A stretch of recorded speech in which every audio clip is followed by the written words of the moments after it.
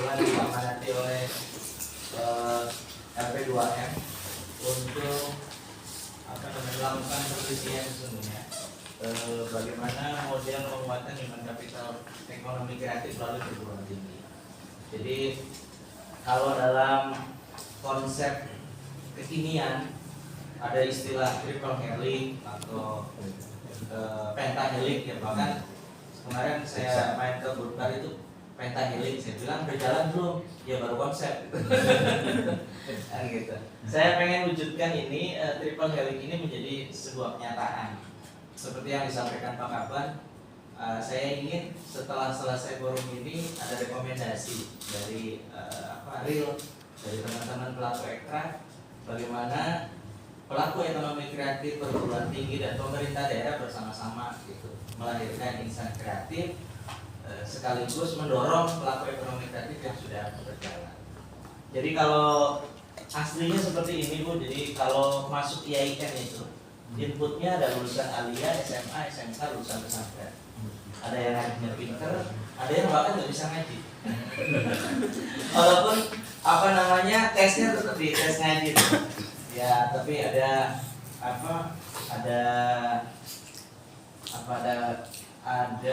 pemakluman gitu bahwa karena misalnya lulusan SMA ya atau SMK gitu ya, yang ngajinya sedikit-sedikit yang mungkin bisa. Nah kemudian nanti ada kurikulum, kemudian ada dosen pengajar, organisasi, outputnya ini kalau kita lihat data per hari ini, jadi per hari ini kenaikan 1% pertumbuhan ekonomi di Indonesia itu hanya membuka lapangan pekerjaan 1 juta. Bayangin cuma 1 juta. Sementara lulusan perguruan tinggi, lulusan SMK jauh di atas itu. Jadi nggak bisa ditampung semua oleh pemerintah, kerja di mana? Maka ekonomi kreatif ini menjadi salah satu basis membuka lapangan pekerjaan. Nah, kemudian di slide kedua, mahasiswa ini sebenarnya sudah muncul triple helix-nya nih.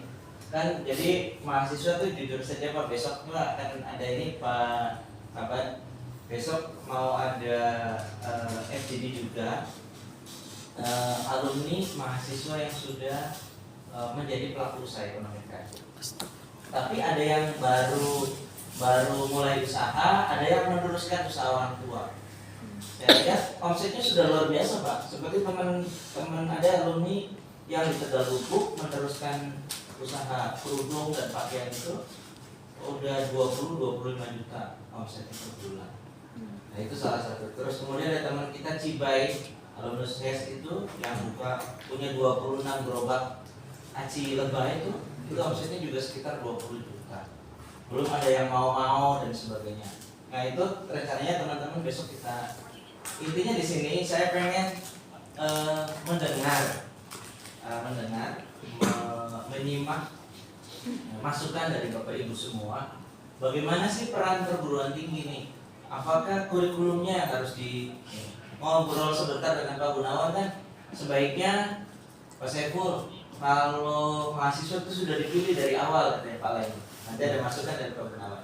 Jadi yang kira-kira bakatnya memiliki skill, memiliki atau bakat berkeahlian ekonomi kreatif itu sudah dipilih kemudian dimagangkan.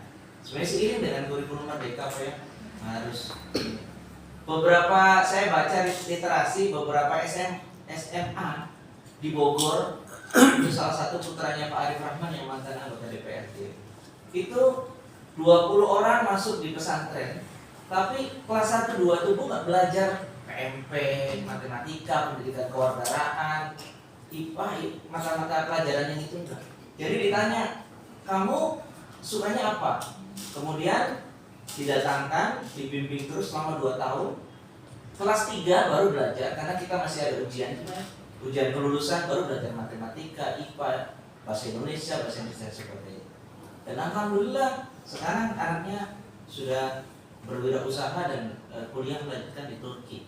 Artinya sebenarnya pola pendidikan yang seperti itu juga masih bisa Iya, masih bisa bersaing. Kelas 1, 2 sampai kelas 3 awal itu nggak belajar, tapi belajar apa yang dimana. Sekarang lagi dia belajar programmer. Nah, artinya mungkin barangkali ada masukan, barangkali saja ini bisa diterapkan di IAIN. Karena kita juga menghadapi, jujur sampai sekarang belum ada SOP ya Pak terkait dengan kurikulum merdeka. Beberapa kampus sudah, misalnya Pak Kaban ini merekrut mahasiswa untuk jadi surveyor di Public Bank. Dikasih teori metodologi penelitian, sampel populasi, kemudian survei dan sebagainya. Maka mata kuliah metode penelitian di kampusnya tidak harus mengikuti ujian, cukup diberikan nilai, diuji, kemudian dikasih nilai. Nah, hal-hal seperti itu mungkin untuk beberapa mata kuliah sudah bisa kita kerjasamakan dengan komunitas, Bu. Misalnya mata kuliah kewirausahaan, mata kuliah ekonomi kreatif, mata kuliah ekonomi publik, barangkali.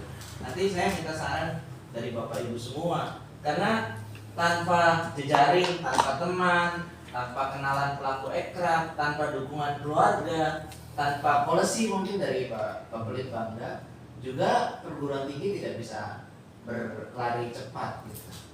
Jadi saya mohon masukannya nanti. Kita ingin terutama di Kabupaten Cirebon, pelaku ekonomi kreatif ini seperti karena pernah direncana aksi dan sebagainya, kalau kurangnya regenerasi. Nah, makanya perguruan tinggi juga mampu menciptakan atau melahirkan aktor-aktor ekonomi kreatif di Kabupaten Cirebon. Itu saja, mungkin ada tambahan dari